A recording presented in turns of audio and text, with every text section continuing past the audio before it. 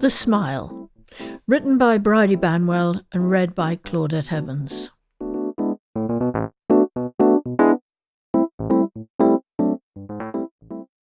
The most beautiful smile I had ever seen adorned the exquisite features of Mary Bailey.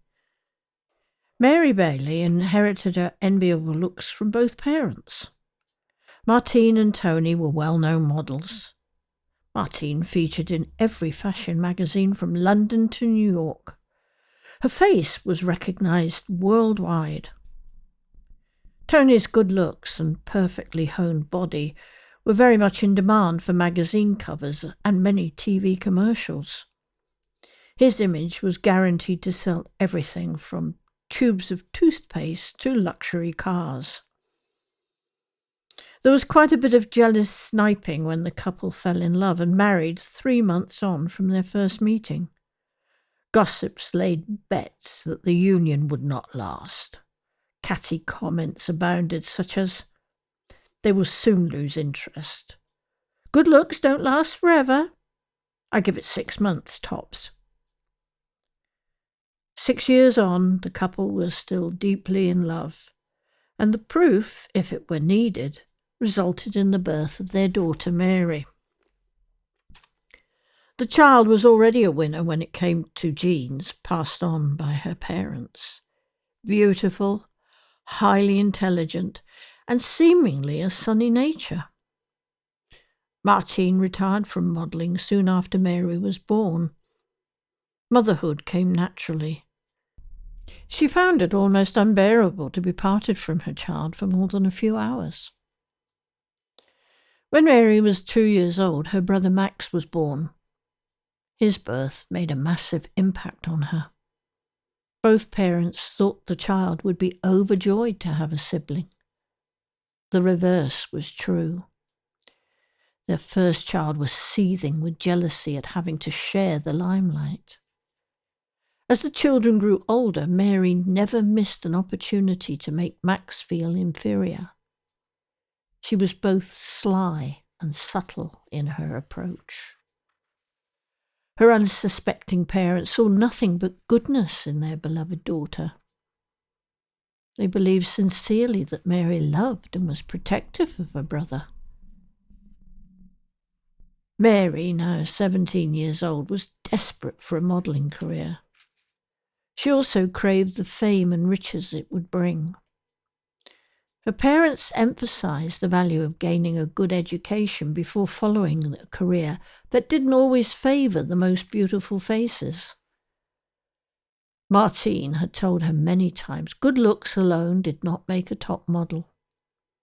There would be plenty of disappointment ahead if the dream did not become a reality.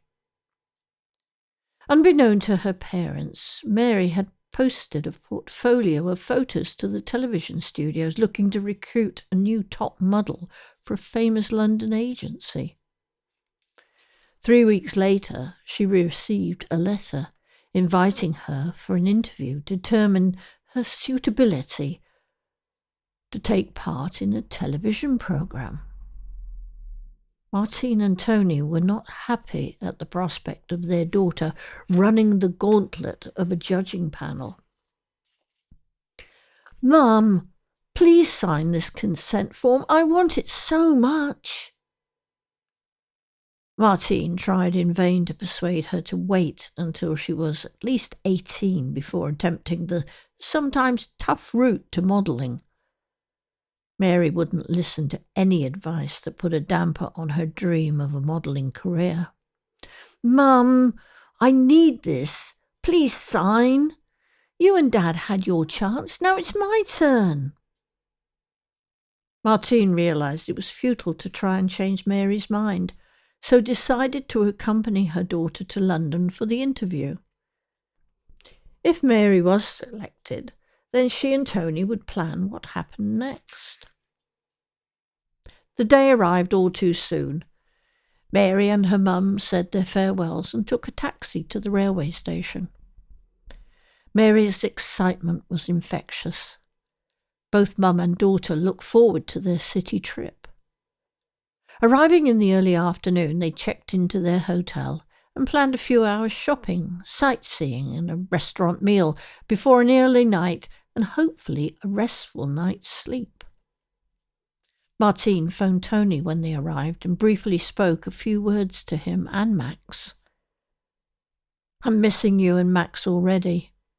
Fingers crossed Mary is not too disappointed if she isn't selected for the programme. It's all she can talk about." "Martine, don't be so negative, my love. She has just the same chance as any of the other girls. I'll be thinking of you both tomorrow. Max and I will enjoy a couple of takeaways. Also, the added bonus of taking control of the television remote now you and the girl are out of the house. Don't worry, love. Have a good time." Tony passed the phone to Max. "Hey, Mum. Don't take no notice of Dad. He's missing you already. Love you. Tell Mary good luck from me." He was such a kind boy. Life would be so much better without Mary being so sarcastic to him all the time. What had he ever done to her contempt? Neither her nor Tony had any idea just how truly nasty their darling daughter Mary could be. So beautiful with her perfect face, long blonde hair, not to mention the big blue eyes. Every boy in school wanted to be Max's friend, hoping to get a little closer to his sister.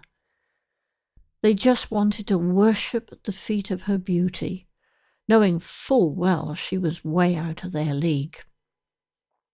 Max had a small circle of close friends who genuinely liked him for his unique personality and witty sense of humour.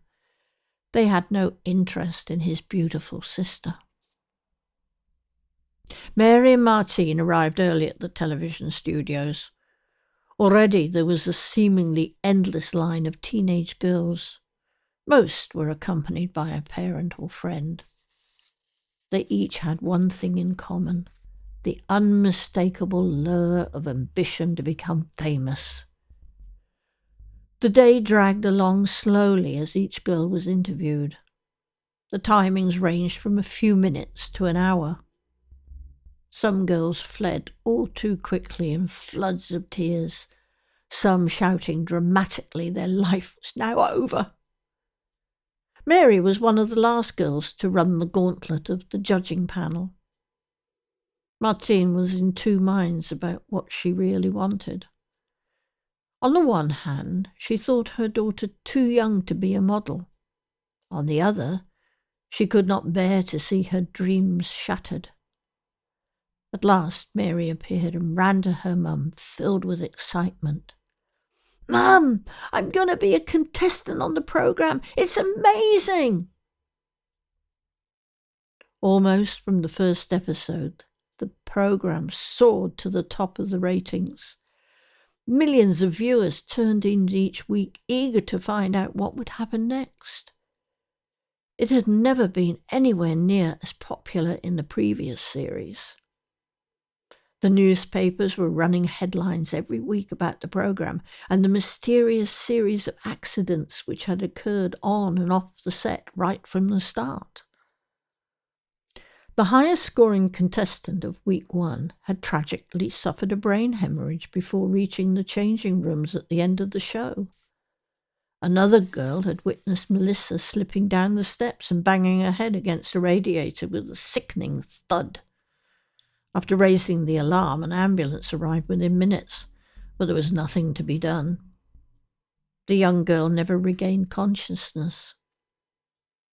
In week 2, Judge's favourite Lucy had lived long enough to enjoy the after-show party, up until the point she took a bite from a savoury tart. Seconds later, she began to suffer convulsions. This time, the ambulance arrived while she was conscious, but sadly, the paramedics couldn't save her life. Unfortunately, poor girl had an allergy to nuts. Oddly enough, the tart was filled with prawns, and no one could remember seeing nuts anywhere among the dishes at the buffet table. Newspaper headlines such as "Another Tragedy Hits Top Model Hopeful," Beauty teen dies at party celebrations. Who will be the next victim of model curse? Every major newspaper had their own similar headlines on the front cover. All the articles were accompanied with photos of beautiful girls whose dreams had ended in tragedy. Many people can become ghouls when it comes to death. The attraction of watching a program supposedly cursed sent the ratings soaring ever higher. During week 3, all seemingly ran smooth. Emily, the highest scoring contestant, celebrated her victory with an evening at a restaurant with friends and family members. The following day, she was crossing the road within sight of the television studios when she felt a hand slap her hard on the back. She lost her balance, fell forward, hitting her head on the ground with such a force she passed out. Emily now laid in a hospital bed while her family prayed she would awaken from her coma. There were several more tragic accidents along the way. The programme's producers found no satisfaction in soaring viewer ratings. There had been several meetings to discuss whether to shelve the programme in light of the tragic events. Even the most cynical producer had no immunity to the sadness surrounding the competition. Many no longer gave a damn about who would win the contest and become the next top model. How could the winner enjoy the prize now it had been tainted by death and the tragedy of poor Emily's coma? 10 years on, Mary Bailey, the eventual winner of the series, was now rich and famous. Her face was on display all around the world. Every single day her face adorned the cover of glossy magazines and sometimes graced newspaper headlines. Her looks endorsed numerous brands of makeup, face cream, perfume, and almost any other item of beauty products.